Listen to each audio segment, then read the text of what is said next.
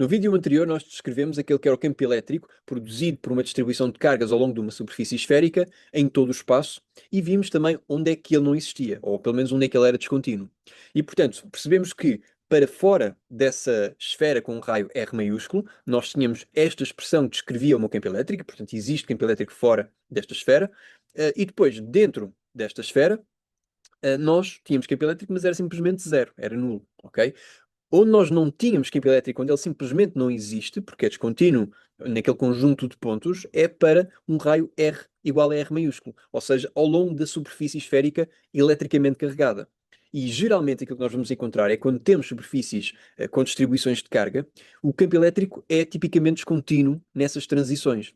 Ora, nós, por um lado, tínhamos um campo elétrico que era zero para dentro dessa esfera, imediatamente já não era zero a seguir a essa esfera. E não havia uma transição suave entre um lado e o outro. E, portanto, tínhamos descontinuidade, porque quando convergíamos o campo elétrico um pouco acima da esfera e um pouco abaixo da esfera para esse raio, víamos que convergia para valores diferentes. Dentro da esfera, iria sempre para zero. Fora da esfera, bem, iria para sigma sobre epsilon zero. E isto foi o que nós estudámos a propósito aqui da descontinuidade do campo elétrico, naquele ponto, ou naquele conjunto de pontos que se reduz à superfície esférica parametrizada. Agora, resta-nos saber como é que isto se relaciona, por exemplo, com a energia que eu teria de fornecer ou que uma determinada carga teria de gastar para ir contra ou a favor deste campo elétrico. E este é basicamente um resultado de cálculo 2, que, enfim, quando um campo era conservativo, ou seja, quando o seu rotacional era zero e eu não tenho tendência a circundar o ponto devido ao campo vetorial, então eu conseguia descrever esse campo conservativo através de uma função potencial, de tal forma que esse campo elétrico era justamente menos o gradiente dessa função potencial. Ora, isto tem algumas consequências. Em primeiro lugar, nós podemos considerar, por exemplo, isto aqui vai ser apenas a título de um exemplo à parte, só para começar a ganhar alguma intuição deste potencial. Vamos supor que eu tenho aqui uma função x, y, z, que está descrita exatamente assim desta forma. Vamos dizer que esta é a minha função x ao quadrado mais y ao quadrado, e isto aqui é a minha função potencial, ok? Para o meu x e y. E, portanto, ela é uma superfície aqui em Z, correto? Ela existe em R3 e lá está. Portanto, é assim uma superfície cónica que pode ser cortada através deste plano aqui.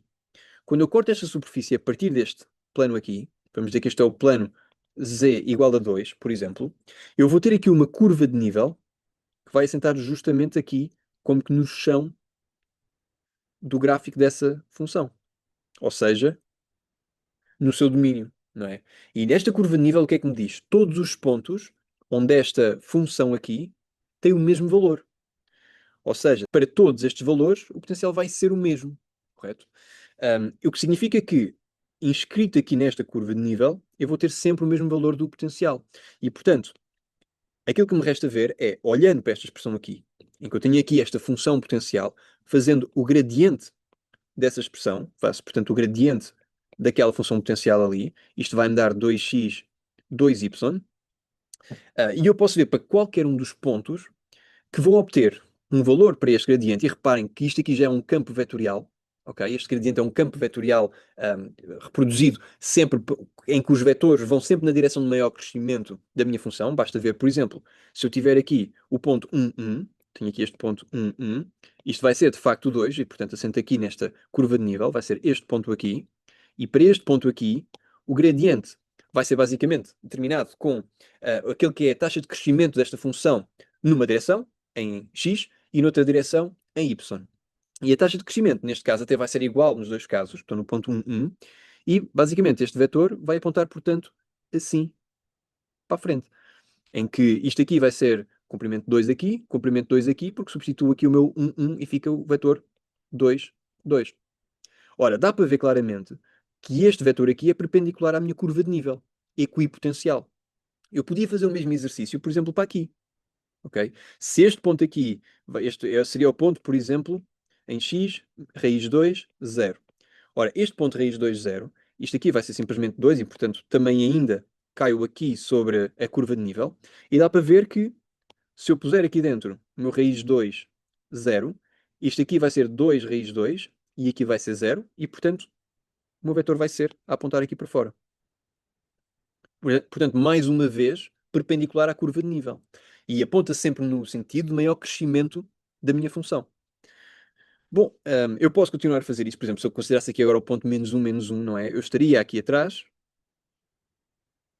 e apontaria para cá para trás também. Portanto, sempre perpendicular. Ora, o que é que isto significa? Se eu tiver menos o gradiente dessa função potencial, eu vou apontar exatamente no sentido oposto. Vou apontar, por exemplo, para aqui para dentro. Aqui vou apontar aqui para dentro. Aqui vou apontar aqui para dentro. Eu vou apontar no sentido onde o meu potencial vai decrescer. Ok? Porque estando eu a apontar aqui para dentro, se eu estiver aqui neste ponto, eu apontando para dentro vou começar a descer no meu potencial. A mesma coisa aqui. Se eu estiver aqui neste ponto, uma vez que eu aponto para dentro, porque é menos o gradiente, não é? O gradiente faz-me um vetor apontar para fora, no sentido de maior crescimento, só que como é negativo, aponta para dentro e, portanto, se eu seguir nesse sentido, vou reduzir o meu potencial. Se eu tiver tangencialmente, bem, eu estou aqui simplesmente na curva equipotencial. Ok? Não aumento nem diminuo o meu potencial. Ora, como é que isto se traduz? Porque reparemos, isto aqui, basicamente, colocando agora menos isto, isto é um campo vetorial. Não é? Portanto, composto por todos os vetores aqui. E se eu considerar todas as curvas de nível, não só agora é esta aqui, mas agora subo um bocadinho o potencial e vejo todos os vetores correspondentes, que apontam sempre no sentido de menor crescimento desse potencial, portanto, da maior redução desse potencial, na verdade. Portanto, ou seja, por exemplo, nesta superfície outra, onde o meu potencial é um bocadinho maior agora, seria, por exemplo, z igual a 3, imagine-se. Agora, lá está, mais uma vez, eu iria ter aqui outra curva de nível, onde o potencial seria sempre o mesmo, e se eu fizesse menos o gradiente desse potencial agora para esses pontos, isso seria vetores a apontarem assim para dentro, que apontariam sempre no sentido do maior decrescimento do meu potencial. Ok? Ora, isto corresponde à realidade que nós observamos, não é? Porque, por exemplo, se eu tiver numa situação em que eu tenho, na minha mecânica newtoniana básica, em que eu tenho aqui uma pessoa, ela está sujeita a um campo gravítico, correto? Portanto, vamos representar aqui este campo gravítico.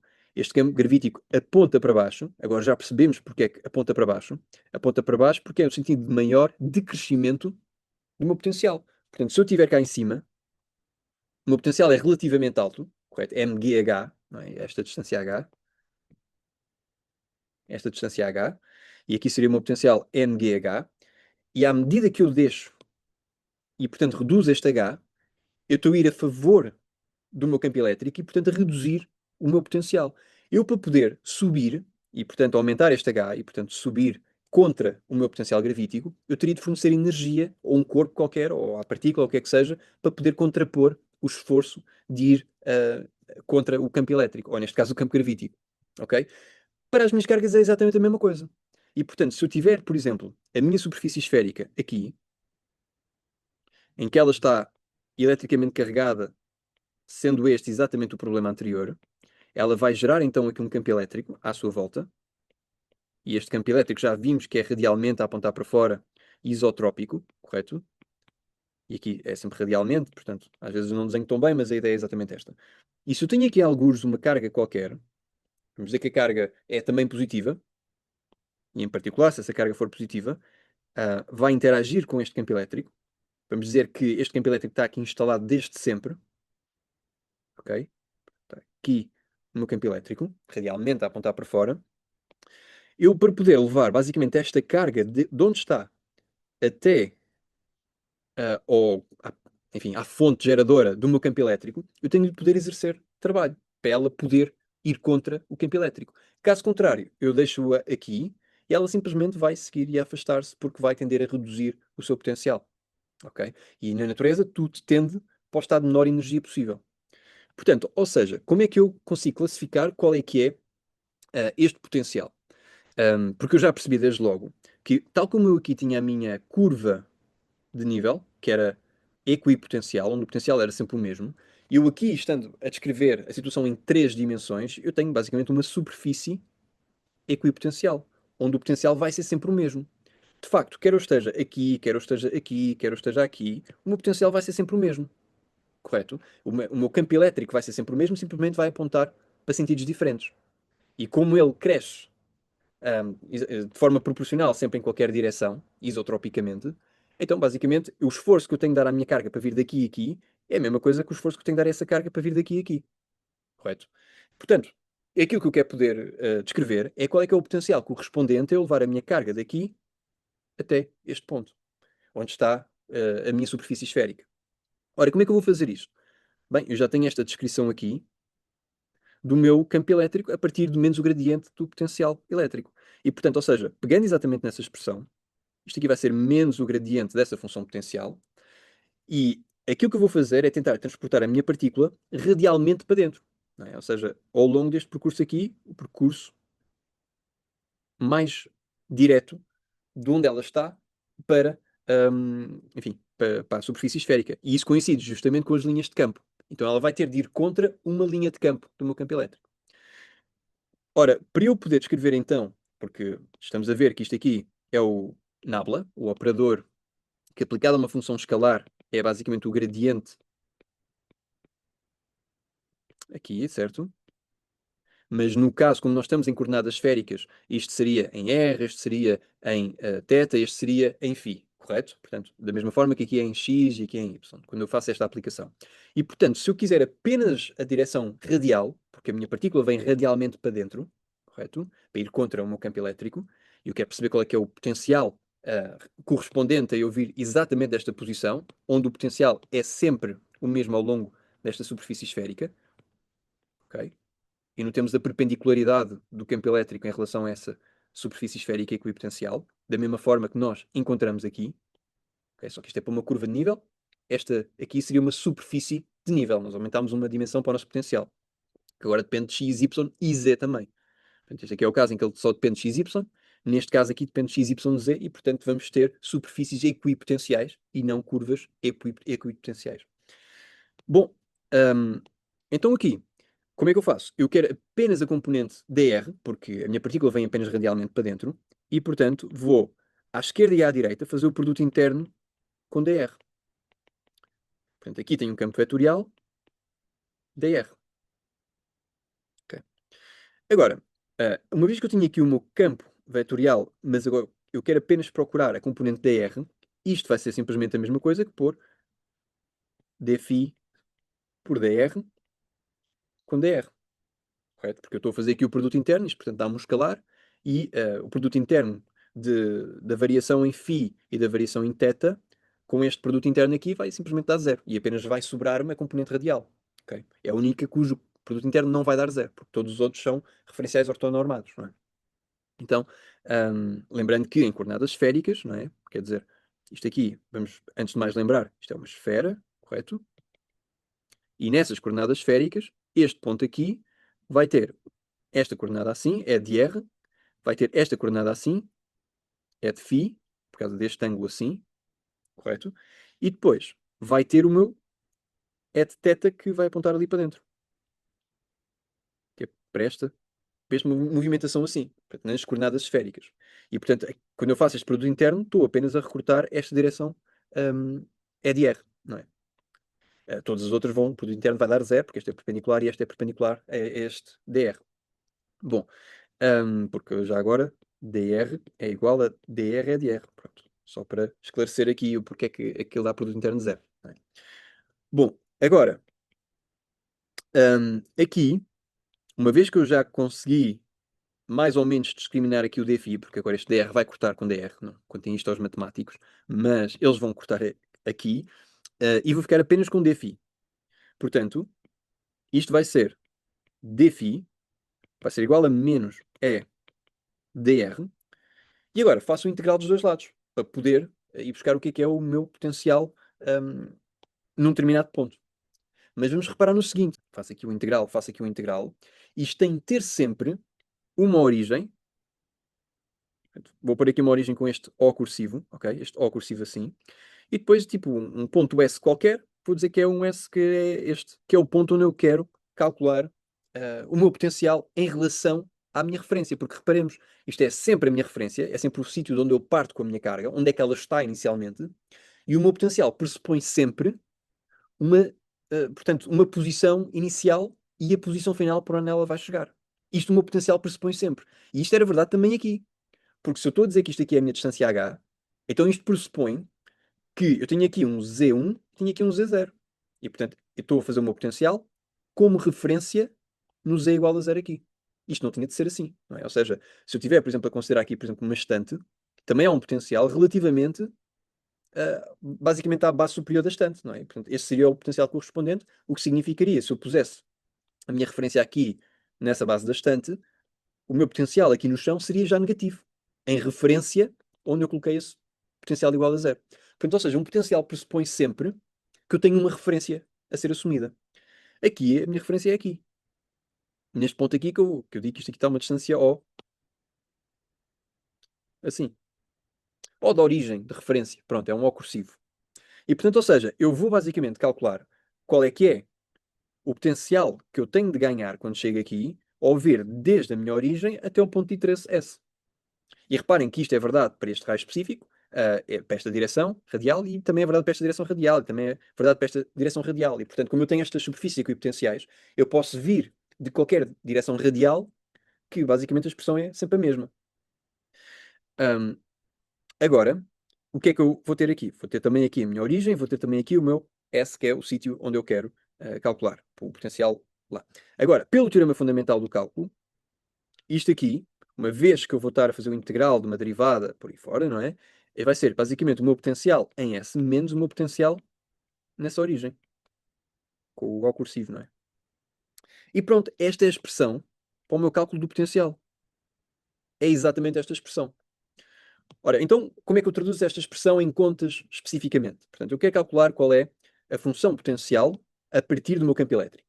Em primeiro lugar, o meu campo elétrico está definido de forma diferente em duas regiões do espaço, não é? Portanto, o meu campo elétrico depende de facto do raio, e por um lado, ele é sigma sobre ε0 r ao quadrado a dividir por r, e isto na direção é de r, para r maior do que r maiúsculo, e é zero lá dentro da superfície esférica eletricamente carregada. Pronto, e em unidades de volt por metro. Agora, aquilo que eu vou descobrir através da aplicação desta expressão é qual é que é o potencial num determinado ponto aqui fora da esfera qualquer, considerando e pondo a minha referência, por exemplo, no infinito. Podia não ser no infinito, podia ser neste sítio específico. Corresponde a um raio qualquer. Mas eu vou pôr isto no infinito porque eu estou a pressupor que eu estou a trazer a minha partícula de um infinito qualquer, de um sítio muito distante, para aquele ponto específico. Ponto de interesse onde eu quero fazer o cálculo do potencial. Então eu vou assumir isso. Mas, repito, não tinha de ser assim. Eu não tinha de ir buscar a partícula ao infinito. Eu podia buscar um sítio concreto. Ok? Podia buscar um raio específico. Pronto. Se eu tiver, por exemplo, duas carapaças esféricas, podia ir de uma para a outra e vejo qual é a diferença de potencial entre uma carapaça e a outra. Ok? Então, se eu tiver coroas esféricas, se eu tiver até vários planos assim uns sobrepostos aos outros, eu posso ver qual é a diferença de potencial entre cada um deles. Ok? Bom, então, vindo do infinito, isto é dizer, eu tenho aqui a minha superfície esférica, eletricamente carregada com cargas positivas, ela gera aqui o meu campo elétrico aqui está a ser gerado, e agora eu estou basicamente aqui num sítio muito distante, que considero aqui o meu infinito, não é? Um sítio muito distante, e quero trazer uma partícula positiva, vamos dizer, que está lá, e ela tem de ir contra este potencial para chegar à minha superfície esférica. E portanto vai ao longo aqui desta linha radial, já vimos que sim. Aqui, algures, isto é um ponto muito distante, vou pôr aqui uns 3 pontos, está bem? Só para considerar que é uma grande distância entre um ponto e o outro. E a minha partícula vai ter de ir desde cá do fundo para um ponto S qualquer. Portanto, vamos dizer este. Ponto S aqui. Ok? Sendo que aqui no infinito, lá está, e aqui seria um O cursivo. Portanto, vai desde o meu O cursivo até aqui. Ok? Então é isso que vamos ver. Portanto, o meu potencial, a minha diferença de potencial desde o meu O cursivo, que está no infinito, vamos dizer que isto vai estar aqui no infinito, vai ser menos, desde esse infinito até ao meu sítio de interesse, que eu digo que é S, portanto, um raio S da minha origem, campo elétrico, e esse campo elétrico depende da coordenada radial, vimos isso anteriormente, dr. Portanto, isto é nada mais, nada menos do que simplesmente repetir a expressão que eu derivei aqui. Bom, e agora, isto é igual a quê? No infinito, eu considero que o meu potencial é zero. Eu estou no infinito, portanto, o efeito de campo elétrico lá é absolutamente zero. Okay? Não vou ter lá efeito de campo elétrico porque ele vai reduzir para zero no caso de eu ter aqui uma esfera eletricamente carregada. Dá para ver logo aqui, não é? Porque à medida que este R tende para infinito, o campo elétrico é zero. E, portanto, posso lá colocar sem grandes problemas a origem do meu referencial potencial. Portanto, é lá que fica a minha referência potencial. Portanto, vem desde o infinito. O que significa que, portanto, substituindo aqui E de R pela expressão do meu campo elétrico. O meu campo elétrico vai ser sigma sobre epsilon zero, R ao quadrado, R ao quadrado. E agora E de R, dr. Só que dr, como eu tinha descrito aqui, dr, portanto, dr vai ser dr escalar na direção E de R. Correto? Portanto, ou seja, vai ser dr E de R. Ora, este produto interno aqui vai dar 1 e depois vou ficar apenas com, tirando do integral ali aquela expressão, fica aqui o meu cursivo, aqui está um S, na verdade. Aqui, tirando o integral, isto vai ficar sigma epsilon zero r ao quadrado. E vou ficar com 1 sobre r ao quadrado dr. Ora, integrando aquilo, vai ficar 1 menos 1 sobre r, desde o meu cursivo até ao meu S. Mas o meu cursivo é o quê? O cursivo é infinito. Okay? Porque eu estou a partir do infinito. A minha referência está no infinito. É lá que o meu potencial é zero. E se é lá que o meu potencial é zero, portanto, eu já estou a assumir isso, porque eu posso colocar o meu referencial onde eu quiser, da mesma forma que eu aqui podia colocar o meu referencial do potencial onde eu quisesse. Podia ser em cima da estante, podia ter aqui uma altura qualquer, até podia ser aqui. E, portanto, o meu potencial seria negativo daqui para baixo, não é? Portanto, eu posso colocar onde é que o meu potencial é zero, onde eu quiser. E, portanto, digo que o meu potencial, assim neste infinito, é igual a zero. Digo simplesmente isso. Bom, e de acordo com isso, como é que tudo fica? Desde logo, este menos pode sair e, enfim, cortar com o outro menos. Eu vou ficar com sigma r ao quadrado epsilon zero. Depois vou ficar com 1 sobre s menos 1 sobre infinito. Já sei que isto aqui vai dar zero. Daria logo se eu fizesse simplesmente os potenciais. Mas então, isto vai ser sigma r ao quadrado epsilon zero, 1 sobre s. E isto está em unidades, isto está em volts. Agora, como isto é zero aqui, eu vou ficar simplesmente que a minha diferença de potencial entre esta posição S e o infinito, sendo que o potencial no infinito é zero, então vai ser simplesmente isto. Portanto, este vai ser o meu potencial elétrico. Agora, isto aqui é para R maior do que R maiúsculo, claro. Note-se que o meu potencial é sempre contínuo. Não é? Senão, esta expressão aqui começava a dar-me problemas. Não é? O meu potencial é sempre contínuo. O que significa que eu não tenho que ter grandes dificuldades em vir aqui desde o infinito, ou de um ponto de referência qualquer, e ir exatamente para a superfície esférica. Porque o meu campo elétrico lá não existe, mas o potencial tem que ter uma transição suave. De um material para o outro, ou de uma circunstância para a outra, através de fronteiras. Então, se eu vir em R, como é que vai ser o meu potencial? Bem, desde o infinito, o meu potencial vai ser simplesmente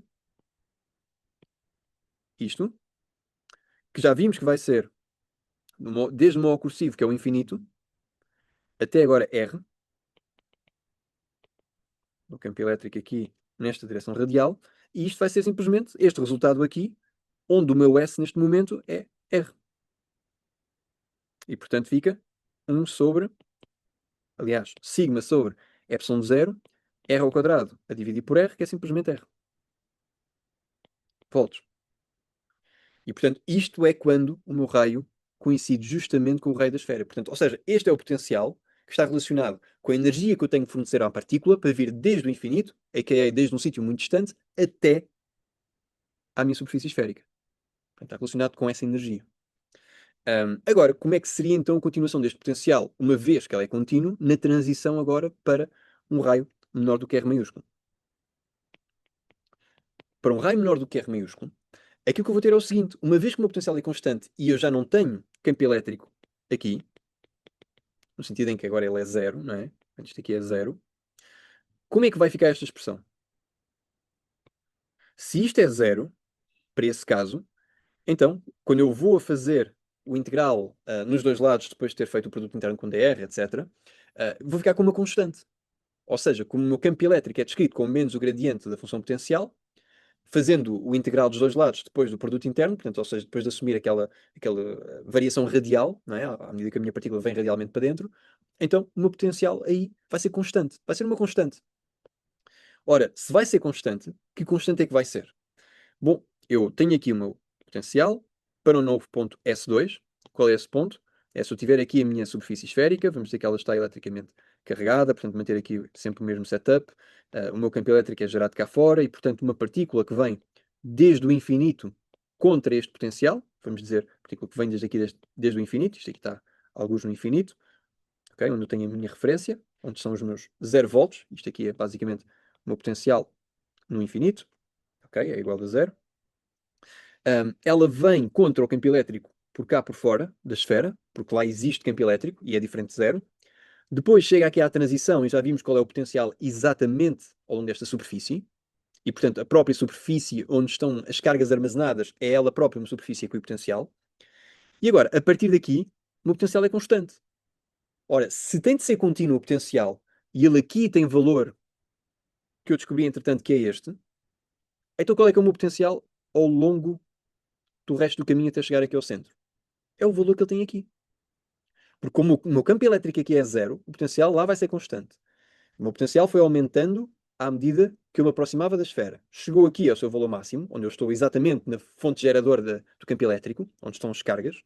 A partir daqui já não tenho campo elétrico com o qual eu vá contra ou a favor, e portanto o potencial a partir daqui é simplesmente constante. Então atingi o potencial, o valor máximo aqui, e agora é sempre igual até chegar aqui ao centro. E portanto, para qualquer ponto aqui em S2, portanto, vamos dizer aqui S2, portanto, para qualquer ponto aqui à volta, o potencial vai ser sempre o potencial que estava aqui. Sigma sobre epsilon 0 R volts. Ora, como é que eu veria isto assim sem fazer esta observação? Bem, eu posso simplesmente calcular o meu potencial normalmente. Isto aqui é o meu S2, isto aqui menos desde o infinito até R, até aliás S2. Ok? Portanto, até desde o infinito aqui, fazendo esta transição e depois até chegar aqui eventualmente. Ok? Então isto aqui é o meu E, R, dr. Só que depois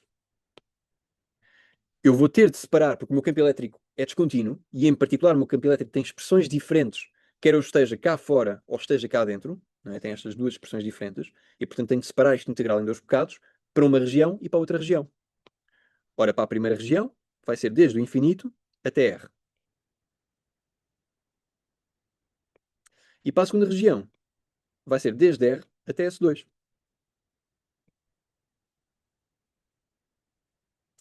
Bom, qual é a expressão desse potencial aqui? A expressão desse potencial aqui eu já sei qual é. Vai ser sigma sobre epsilon 0 R. Portanto, porque este aqui é exatamente o integral que eu tinha calculado aqui, correto? Portanto, já sei qual é que é aquela expressão. E o que é isto? Bem, isto aqui é uma constante. Agora, eu podia vir aqui pela constante. Por exemplo, calcular aqui isto para C. Isto é uma constante qualquer. Okay? E eu sei, no entanto, que este termo aqui, que é o meu potencial, portanto, isto é uma constante. Agora posso ir pelas minhas condições de fronteira, porque eu sei que isto em S2 é igual a sigma sobre epsilon 0 R mais C, a minha constante, mas eu sei qual é o potencial, não em S2, mas como ele tem de ser contínuo, basicamente subo o meu S2, vai subindo o meu S2, vai subindo o meu S2 e chega aqui. E coincide justamente com o potencial em R. Bom, então faço essa substituição, com S2 igual a R. Portanto, isto seria R. E isto é justamente sigma sobre epsilon R. Mais, ok? Portanto, ficaria com este termo igual a este termo, reparando que isto aqui é igual a isto, não é? E, portanto, com o meu C é necessariamente zero. O que faz sentido, portanto, ou seja, mantém-se coerente com aquilo que eu tinha assumido cá em cima. Porque o meu C aqui, como vai ser zero, o meu potencial em S2 é simplesmente o potencial que eu tinha a este raio aqui. Outra forma de olhar para isto é pensar que, como o meu potencial vai ser sempre o mesmo, bem, a diferença entre os dois potenciais vai ser simplesmente zero. Porque se ele vai ser contínuo aqui, uma vez que não há campo elétrico, Bem, uma campo elétrica aqui é zero e o integral disso aí vai ser uma constante menos a própria constante, ou uma constante semelhante, e portanto vai ser zero, porque ele vai ter de manter a sua continuidade e, por outro lado, ele não vai poder variar de valor aqui ao longo da parte interna da superfície esférica. E, portanto, para um R menor do que R maiúsculo, também vou ter a mesma expressão de potencial. E logo, isto aqui, para um determinado S, vai ser o seguinte. Vai ser sigma epsilon 0R para qualquer R menor ou igual a R, certo? E depois vai ser sigma sobre epsilon 0, R ao quadrado a dividir por R, para qualquer R maior do que R maiúsculo. E isto em volts, e tenho aqui a expressão do meu potencial eletrostático.